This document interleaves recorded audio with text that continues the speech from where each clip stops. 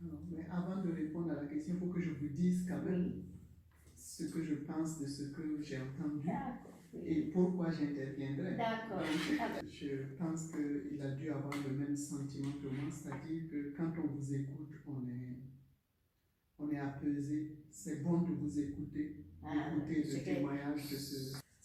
C'est important parce que ça vient du cœur et on n'a pas toujours l'habitude d'entendre, de voir ce genre de position quand on parle de coopération, parce que la plupart du temps, les gens vont avec un esprit très supérieur pour donner, pour aider, et donc ils ne peuvent même pas voir la richesse des autres. Je ne parle pas de richesse matérielle, mais la personnalité, ce que les autres sont. Quand on va avec un esprit supérieur, on ne peut pas regarder l'autre, voir ce que l'autre aussi a et ce qu'il a. Un des aspects que je trouve vraiment intéressant aussi dans ce projet, c'est que vous voulez résoudre des problèmes très importants, comme l'électrification des villages. Oui, nous avons déjà électrifié 4 villages ruraux. Oui, mais je veux dire pourquoi c'est important. Pourquoi c'est important de toucher à ces domaines. Vous voyez, quand vous regardez les chiffres dans les rapports, le Burkina Faso fait partie de ce qu'on appelle les pays africains qui ont la plus forte croissance économique. Taux de croissance 5,6%, ce qui est élevé. Et en même temps, nous sommes 183e sur 181 pour les conditions de vie des populations. Et c'est comme ça dans la plupart des pays africains. Et c'est normal, malheureusement, parce que justement, on cherche autre chose. Ce que nous cherchons comme solution, c'est pas ça. Parce que le but doit être que les populations aient de l'énergie, aient de l'eau potable, aient des conditions de vie saines. Tant que ce n'est pas la priorité, tant qu'on ne cherche pas à résoudre ça au niveau des populations, plus l'éducation, bien sûr, la santé, à quoi ça sert d'avoir des richesses et d'avoir un taux de croissance élevé? Ça veut dire qu'on a raté quelque chose.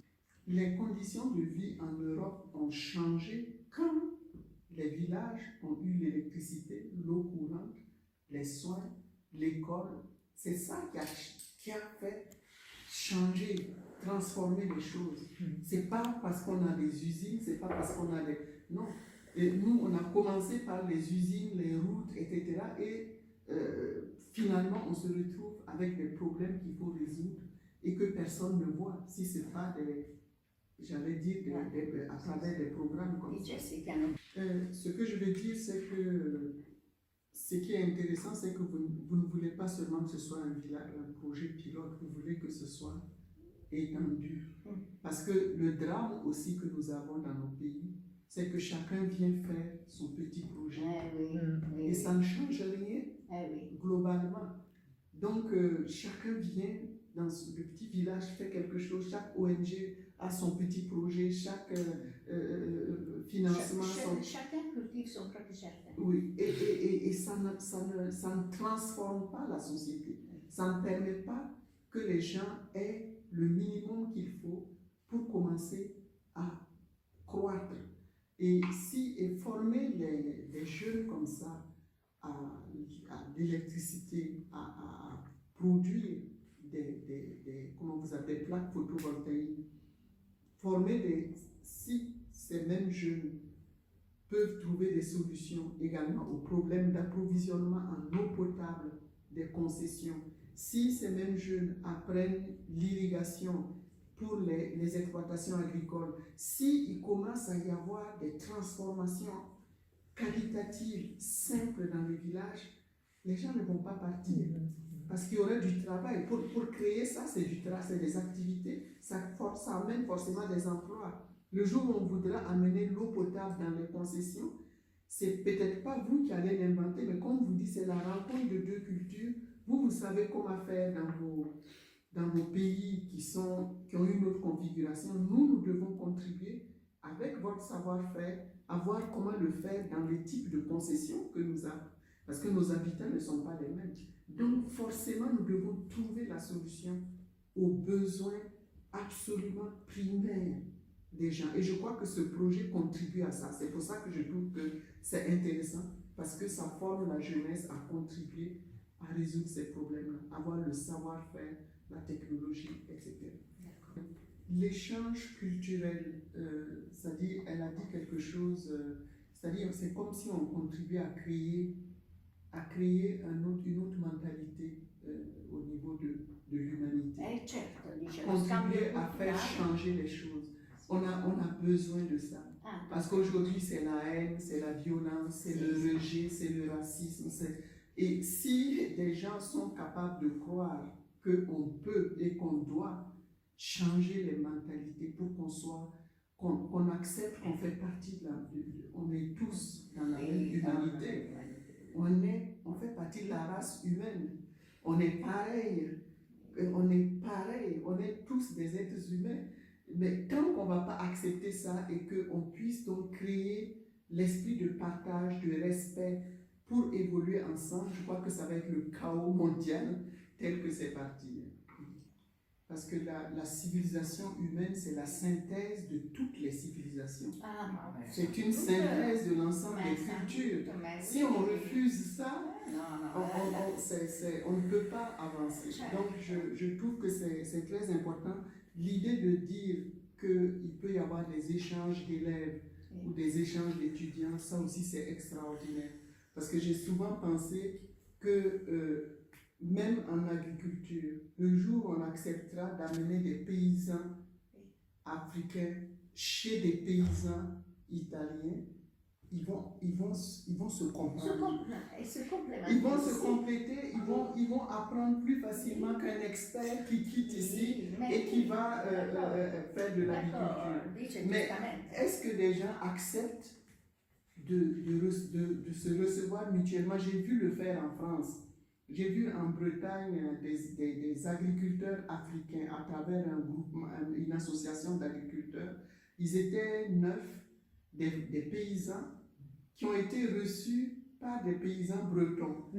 Ce qui s'est passé, c'est plus que ça dit, on ne peut pas imaginer. Un expert ne peut pas faire ça. Parce que la manière dont ils ont communiqué... Parce que l'expert, c'est théorique. C'est théorique, même quand c'est technique. Le paysan breton vit de la même manière la relation avec ses vaches que l'Africain vit de la même manière la relation avec ses vaches. La relation avec la terre, c'est entre paysans qu'on peut comprendre ça. Mais un expert n'est pas un paysan. D'accord. Vous voyez ce que je veux dire? Enfin, pour toutes ces raisons, je pense que c'est notre devoir, en tout cas de l'ambassade, à travers les autorités burkinabées, de soutenir ce projet auprès des autorités italiennes. Je ne sais pas ce que vous avez à dire là-dessus.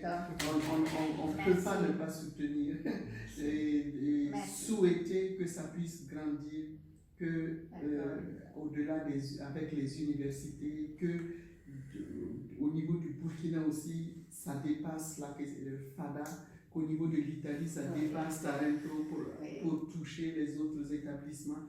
On est prêt vraiment et disposé à soutenir. Vous nous dites simplement comment on doit faire, quelle est la procédure, parce que c'est entre autorités. Est-ce que ça demande que le ministère de l'Éducation nationale au Burkina et le ministère de l'Enseignement supérieur, parce que c'est deux ministères différents, c'est eux qui doivent écrire, ou est-ce qu'on doit arranger une mission, ou bien comment vous voyez ça? On va commencer, si possible, par une lettre au ministère de l'Éducation, de votre part. Très bien. Et dans la lettre, communiquer au ministère que notre projet existe. D'accord. Parce qu'il ne connaît pas.